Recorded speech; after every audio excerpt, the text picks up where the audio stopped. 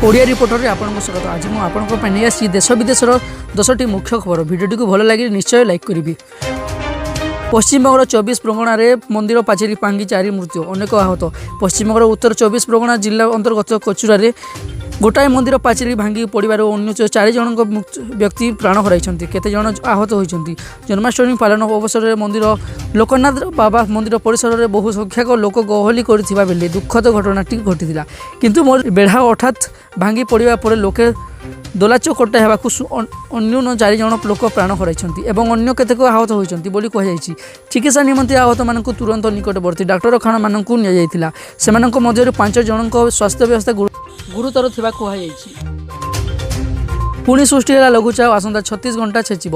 उत्तर पश्चिम बंगोपसागर में लघुचाप सृष्टि होती। यह प्रभाव राज्य में आसंता 36 घंटा जाए प्रबल अति प्रबल वर्षा होगा संभावना रही। एने भुवनेश्वर स्थित अंचल को पाणीपाग केन्द्र पक्षर सूचना जारी कर अति प्रबल वर्षा संभावना नहीं 6टी जिला को ऑरेंज वार्निंग जारी कर ऑरेंज वार्निंग रे आसुथिबा जिला गुड़िक मध्य होची केन्दुझर ढेंकानाल जाजपुर कटक जगतसिंहपुर पुरी रही।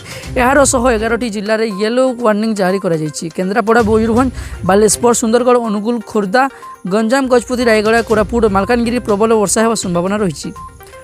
उच्चशिक्षा मंत्री बासभवन घेरिला एबीवीपी 30 छात्र अटक। छात्र संसद निर्वाचन को बातिल करा प्रतिवाद में उभय छात्र कांग्रेस और अखिल भारतीय विद्यार्थी परिषद तीव्र विरोध कर शताधिक छात्र छात्री उच्च शिक्षा मंत्री अरुण साहू को बासभवन घरोई करने को उद्यम कर समय छात्र छात्री और पुलिस धस्ताधस्ती होती। पुलिस आंदोलन 30 जन छात्र को उठाई नहीं। राज्य सरकार चलित वर्ष छात्र संसद निर्वाचन को बातिल कर फल सारा राज्य में छात्र छात्री मध्य तीव्र असंतुष्ट वृद्धि पाई।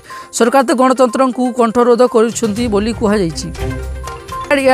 जेच संस्थापक नरेश गोयल घरे ईडी रेड प्रवर्तन निर्देशालय विदेशी विनिमय नियम उल्लंघन मामलें जेट एयरजेन संस्थापक नरेश गोयल को घरे चढ़ाऊ करने अधिकारी सूचना देते कि दिल्ली एवं मुंबई थिबा विभिन्न संपत्ति उपरे ईडी रेड अधिकारी कहवा अनुसार विदेशी विनिमय प्रबंध को अधिनियम अनुसार यही तलाशी अभियान आरंभ होती।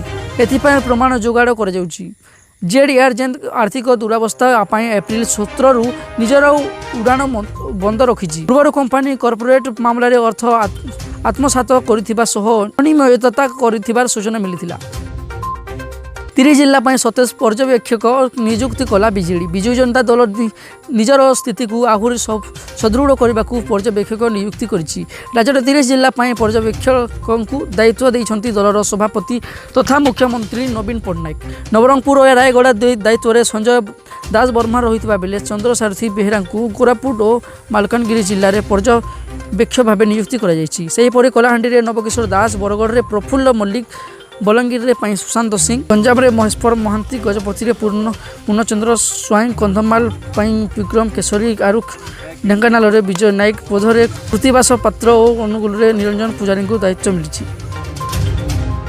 मामलें सोमवार पर्यंत चिदंबरम को आश्वस्ति।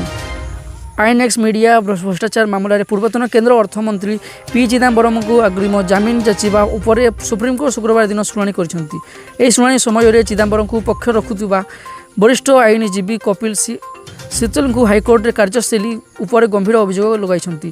सिकल कहते समस्त युक्ति शेष होगा पर सिलिटिलर जनरल हाइकोर्ट जल को एक नोट लिखिले आमको से ही नोट्र जवाब देवाक सुजोग दिगला नहीं। सुप्रीमकोर्ट अगस्त 26 तारिख पर्यंत ईडीर गिरफ्रु चिदंबरम को सुरक्षा जोगाई आसंता सोमवार दिन मामलें परवर्ती शुणाणी करने दिन धार्य कर। कालीठू पृथक भाव भुवनेश्वर जूनागढ़ रोड को चलो ट्रेन ओडिया मिल टिकेट। रेलयात्री खुशी खबर काली भुवनेश्वर जूनागढ़ एक पृथक ट्रेन चलाचल कर कालीठू ओडिया भाषा में अनसंरक्षण ट्रेन टिकेट मिल। पूर्व गोटे ट्रेन भुवनेश्वर रायगड़ा जावाई सेठारू भाग होते जगदलपुर और जूनागढ़ जाऊला जहाँ समस्या सृष्टि करुला किंतु अन्य एक ट्रेन चलाचल यात्री सुविधा आनीदेव। नुआ भारत में अटकिबा किंबा ठकिबार प्रश्न उठुना। पेरिस में मोदी संबोधन।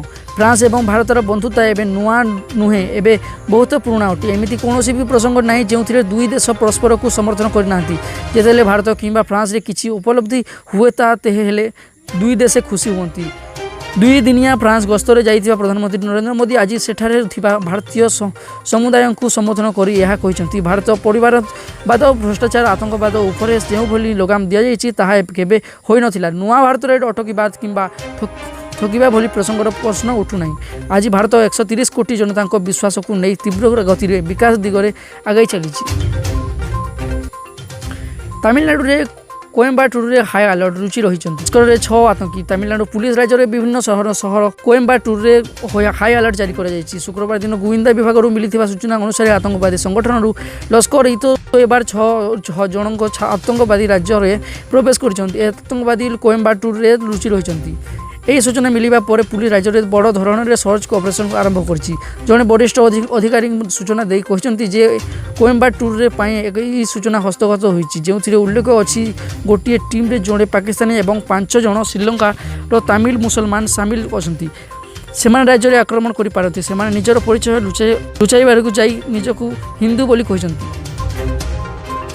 देश में पेट्रोल और डीजल यानगुड़िक निषिद्ध कर गडकरी देश में ऑटोमोबाइल उद्योग एवं एक बड़ धरणर मंदावस्थार सम्मुखीन होती सरकार मुंड व्यथा बढ़ी जाइए एथिपाई आगामी किछि वर्ष में पेट्रोल और डीजल यान निषिद्ध करने को लक्ष्य कर सरकार निज अभिमुख्य को नरम कर केन्द्र परिवहन मंत्री नितिन गडकरी आज कहते जे सरकार हठात पेट्रोल और डीजल गाड़ी गुड़िक निषिद्ध करेंगे ना ए प्रकार गाड़ी सहित विकल्प इंधन विशिष्ट गाड़ी जेपरिक इलेक्ट्रिक गाड़ी और हाइब्रिड गाड़ी गुड़िक सुजोग दि सरकार हठात पेट्रोल और डीजल गाड़ी गुड़िक निषिद्ध कले ऑटोमोबाइल तेल शिल्प गुड़िक देवालिया हो